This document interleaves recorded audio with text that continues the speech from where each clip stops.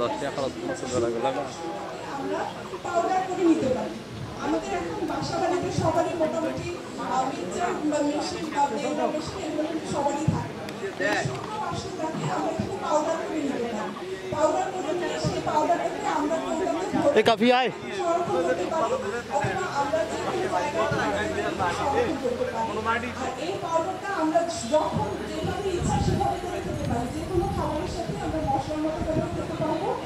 এছাড়া আমরা বিভিন্ন ড্রিঙ্কসের মধ্যে বা পানির সাথে মিশিয়ে একটাই আমরা রেখে খামো, একটাই খামো সবাই।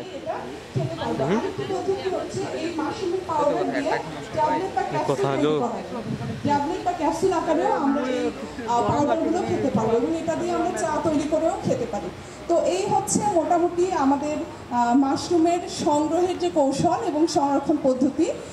তো সংরক্ষণ আমি আশা করি যে আজকে যারা এখানে উপস্থিত আছেন তারা সবাই মাশরুম চাষে আগ্রহী এবং আপনারা মাশরুম চাষ করবেন। ঠিক মতো সংগ্রহ এবং সংরক্ষণ ব্যবস্থাটা ফলো করলেই আমরা মোটামুটি মাশরুমের যতটুকু পোস্ট হারভেস্ট লস থাকে বা পরবর্তী যে লস থাকে আমার মনে হয় যে আমরা সেটি খুব ভালো মতো উত্তরণ করতে পারবো।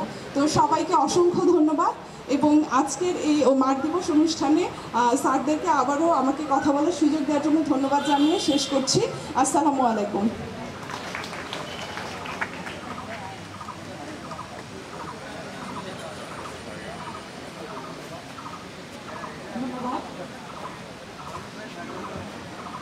ধন্যবাদ জনাব হেনা নাসরিনকে খুব সুন্দরভাবে মাশরুম সম্পর্কে সেশন পরিচালনা করার জন্য। আমি দ্বিতীয় পর্যায়ে সেশন পরিচালনা করার